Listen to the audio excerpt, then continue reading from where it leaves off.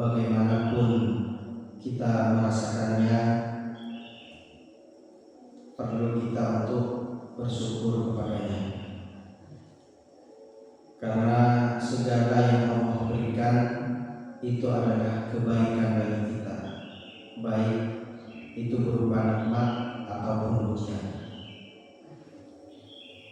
Kemudian yang kedua adalah sholawat dan salam kita kepada junjungan Nabi Muhammad Sallallahu Alaihi Wasallam, yang mana beliau telah membimbing kita, mengajarkan kepada kita segala hal kebaikan, segala hal bentuk ibadah kepada Allah untuk mendekatkan diri kita kepadanya, juga mengajarkan berbagai macam akhlak kebaikan, sebagaimana memang tujuan di antara Rasulullah diutus adalah memperbaiki akhlak manusia,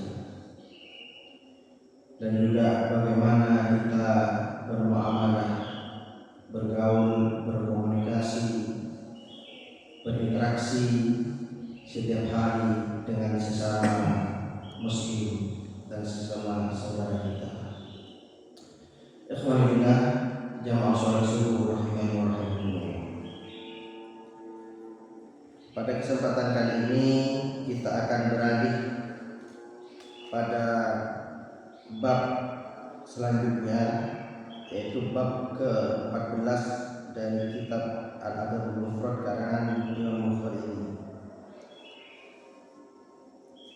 yaitu bab la yasubbu walidayhi, larangan untuk mencaci dan atau memaki, mencaci maki kedua orang tuanya.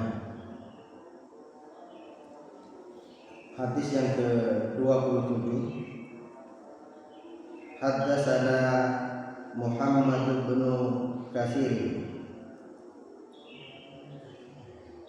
telah meriwayatkan atau telah menceritakan kepada kami Muhammad bin Katsir, qala, ia berkata, akhbarana Sufyan, telah mengkabarkan kepada kami Sufyan, ia berkata, haddatsani Sa'd bin Ibrahim, telah menceritakan kepadaku Sa'ad bin Ibrahim, an Humaid bin Abdurrahman, dari Humaid bin Abdurrahman, an Abdullah bin Amr, dari Abdullah bin Amr, ini Abdullah bin Amr bin As. Qala, ia berkata, qala Nabi sallallahu alaihi wasallam, Nabi Muhammad sallallahu alaihi wasallam bersabda, minal kabairi, termasuk dosa yang besar, ayyastumar rajulu walidayhi, seorang laki-laki atau seseorang yang mencaci maki kedua orang tuanya.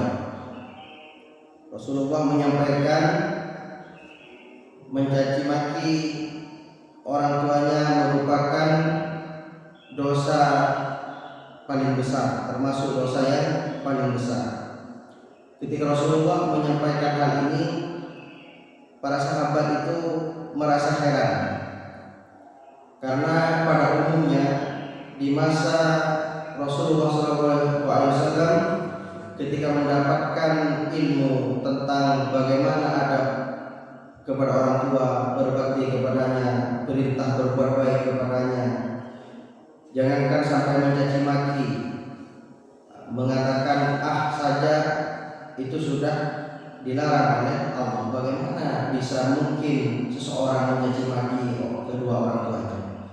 Sehingga dengan hal ini sahabat bertanya, qafaqalu kaifa yashtumu, wahai Rasulullah, bagaimana mungkin atau bagaimana cara mereka bisa mencaci maki kedua orang tuanya?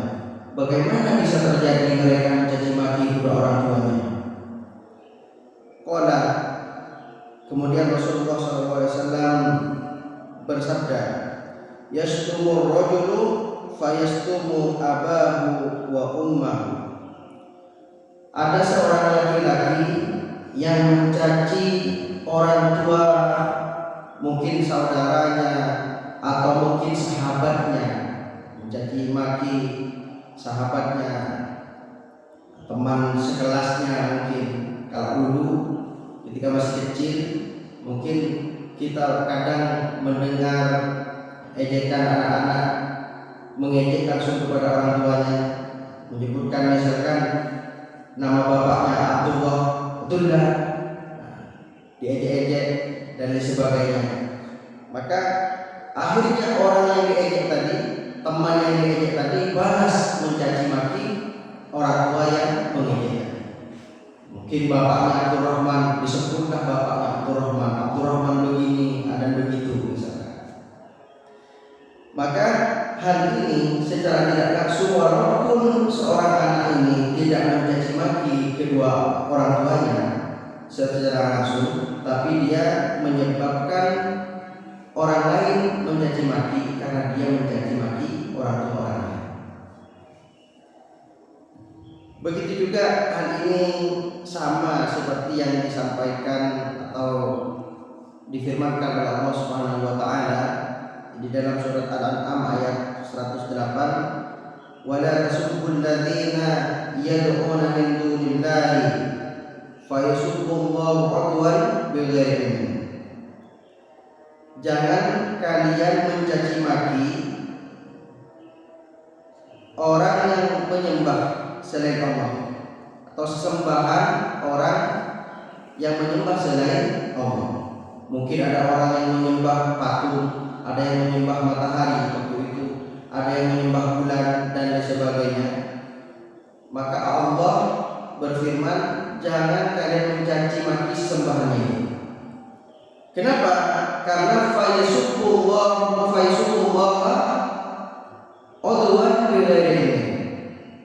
Maka di mereka orang yang menyembah tadi, yang menyembah patung, yang menyembah matahari, atau yang menyembah bulan, atau yang menyembah pohon, mereka akan membalas mencaci maki kepada Allah dengan sesuka hati, dengan ejekan yang luar biasa, tanpa pengetahuan tentang Allah. Dan orang yang menjadikan sebab orang mencaci maki itulah dia sama halnya mencaci maki Allah tadi. Ini juga sama. Ketika mencaci maki orang tua dari saudara kita semuslim atau teman-teman sekelas, teman-teman kerja mungkin, dan mereka membalasnya, itu secara tidak langsung adalah kita mencaci maki kedua orang tua kita. Dan hal ini masuk minal kabair, masuk dosa yang besar. Begitu juga hadis yang selanjutnya, hadis yang ke-28. Ini juga sama hadisnya. Haddatsana Muhammad bin Salam, telah menceritakan atau telah meriwayatkan Muhammad bin Salam. Ia berkata, akhbarana Muhlidun, telah menceritakan Muhlid. Qala, ia berkata, akhbarana bin Juraij, akhbarana bin Juraij, telah menceritakan atau telah menghabarkan kepada kami Ibnu Juraij. Qala, ia berkata, sami'tu Muhammad bin al-Harisi ibn Sufyan yaz'am, saya telah mendengar Muhammad bin Haris bin Sufyan yang mengira anna Urwah bin Iyad, bahwasanya Urwah bin Iyad akhbarahu, menceritakan kepadanya, annahu sami'a, bahwasanya ia mendengar Abdullah ibn Amr ibn As, telah mendengar Abdullah bin Amr bin As yaqulu, ia berkata, minal kabair indallahi, termasuk dosa besar di sisi Allah Subhanahu wa taala, ayyastasibbar rajulu liwalidihi, ayyastasibbar rajulu liwalidihi, menyebabkan seseorang laki-laki itu mencaci maki orang tuanya. Jadi penyebabnya juga masuk dosa besar. Sama seperti halnya misalkan seseorang sudah mengetahui ada tempat pabrik pembuatan khamar, misalkan pembuatan anggur, otomatis orang tersebut ketika sudah tahu di sana itu ada pabrik yang sudah menjual anggur, menjual minuman keras, kemudian dia menjual bahan ke pabrik tersebut. Otomatis walaupun bahannya misalkan anggur yang hukumnya itu halal, dia menjadi haram perbuatannya tersebut karena anggur ini akan dijadikan khamar. Atau misalkan hukum dari pisau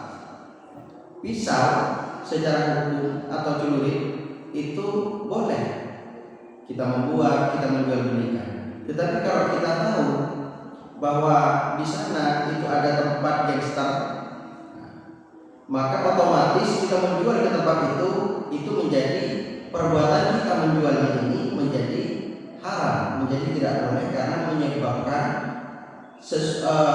pisau tadi, senjata tadi dibuat membunuh orang misalnya.